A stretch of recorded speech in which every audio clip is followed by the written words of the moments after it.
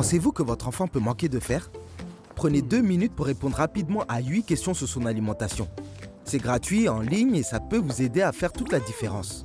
Testez notre évaluateur de fer avec Fort comme le fer. Mesdames et messieurs, vous êtes sur la radio, enlève ton bois en route. Et il est 13h30. Comme vous le savez tous, les prix du carburant super et du gasoil ont augmenté il y a de cela quelques jours. Et les taximans en colère ont dit non, on ne peut pas nous supporter ça. Mais le ministre du Commerce a compris le pleur du mbolé.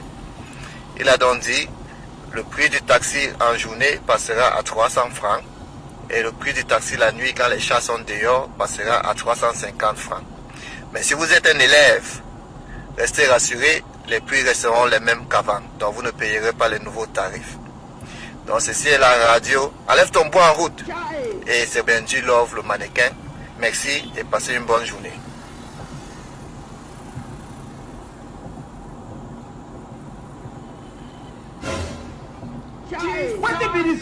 Wetin be this?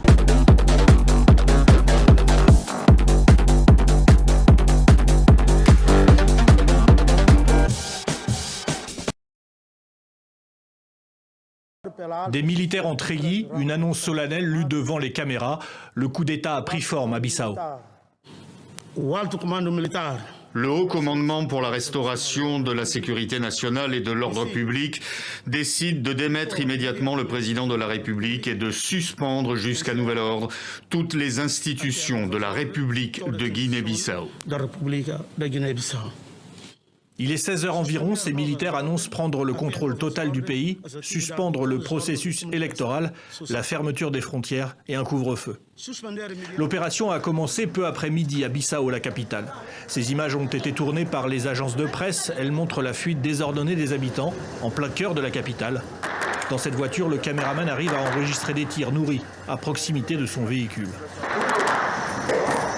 À quelques heures de la proclamation des premiers résultats des élections présidentielles et législatives, des militaires ont donc pris les devants. Et ils arrivent en pick-up sur l'artère principale de la ville. Elle mène ici, au fond, au palais présidentiel.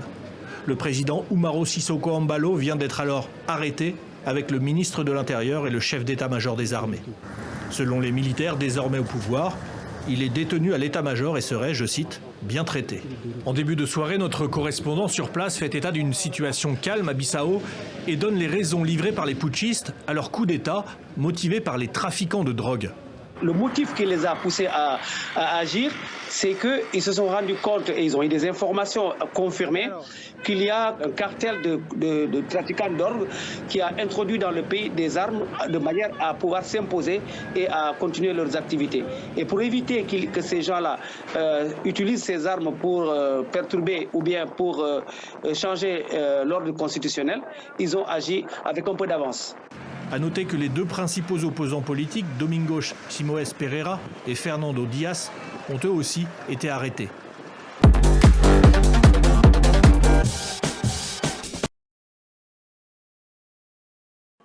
Chaque jour, de nouveaux blessés de guerre arrivent ici, dans ce pavillon dédié et administré par le CICR de l'hôpital général de référence de Beni. Tous sont acceptés, civils, militaires congolais, Ouazalendo. Certains victimes des ADF ou de bandits armés, la majorité blessés dans des combats avec le M23. Beni est le chef-lieu provisoire de la province du Nord Kivu depuis la prise de Goma par l'AFC M23 en janvier. Cet hôpital reçoit des blessés du Nord et du Sud Kivu. Cet homme appartient à un groupe armé dont il tait le nom. Il a été blessé par balle à Katasoma, dans le territoire de Kalehe, dans le Sud Kivu, et a parcouru 400 km pour être soigné ici. Nous sommes vraiment bien pris en charge ici. Nous sommes soignés et mangeons gratuitement. Là-bas, chez nous, il aurait fallu rassembler de grosses sommes d'argent que nos familles n'étaient pas en mesure de trouver. Il aurait fallu vendre nos lopins de terre pour atteindre ces montants. La plaie est presque guérie. J'attends juste qu'on enlève le dispositif mis dans ma jambe pour sortir. Depuis janvier, 1800 patients sont passés par ici. C'est presque 3 fois plus qu'en 2024. L'hôpital de Beni est devenu le seul espoir pour les blessés de guerre les plus graves de tout l'est de la RDC. Dans le milieu occupé par soit les combattants, les militaires, tout ça, les structures de santé sont déjà détruites.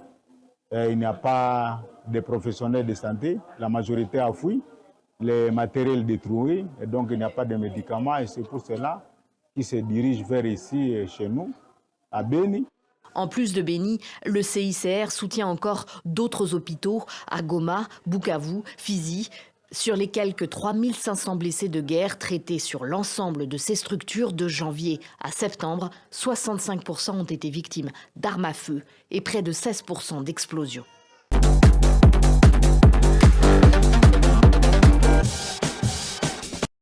Depuis plusieurs jours, les tensions sont vives au sommet du football congolais. Plusieurs cartes de la sélection dénoncent publiquement les conditions jugées indignes pour l'équipe des Diables Rouges. Billets d'avion payés par les joueurs eux-mêmes, absence de bus à l'arrivée, hébergement précaire, primes impayées et le matériel insuffisant. Thierry Boufouma, la vedette de cette sélection congolaise, a même critiqué sur les réseaux sociaux le ministre des Sports, qu'il accuse de dénigrement et de mauvaise gestion. Cette mobilisation rare et collective a poussé le ministère à convoquer en urgence une réunion ce mercredi avec la fédération et les clubs. Une réunion que seul le média public Télé Congo était autorisé à couvrir. Durant cette réunion, le ministre des Sports a donné 2 jours à la fédération et au club pour lui présenter un programme de relance du football congolais. À l'origine de cette crise, une dispute entre le ministre des Sports Hugues Ngoledele et le président de la fédération Guy Blaise Mayolas. Le ministre des Sports accuse Mayolas d'avoir détourné les fonds alloués par la FIFA et la CAF.